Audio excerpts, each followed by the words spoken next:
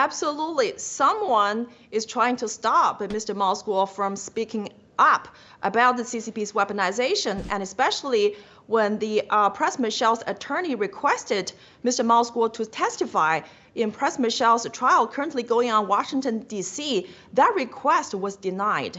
And Mr. Moscow was also arrested on March 15th. So he won't be able to testify in Pras Michel's trial. And we know that Mr. Moscow is instrumental to that case involving Pras Michel, George Higginbotham, Stephen Wynn, and Elliot Brody. Yet, none of the Stephen Wynn and Elliot Brody and George Higginbotham, they walked away free. Mr. Moscow is behind the bar. And someone is trying to stop our effort to expose the dirtiest and the darkest corner in this country, and that is the CCP's weaponization of this country's DOJ, FBI, and SEC. And also, I want to talk about America's mainstream media.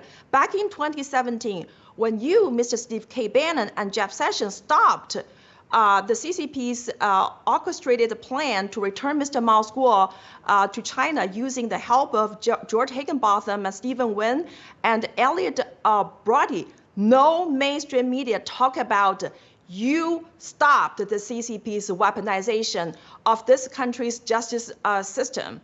And the mainstream media also did not talk about Mr. Moscow is the biggest victim of the CCP's weaponization of the DOJ and the FBI in Pras Michel's case, because if you look up all the mainstream media talking about Pras Michel, they don't mention Mr. Moscow. And in one of the CNN's report, they even dare not mention Mr. Moscow's name. They just say Pras Michel was involved in the case involving a prominent Chinese dissident. Who is that Chinese dissident? It's Mr. Moscow, and he's behind federal bar. Yeah.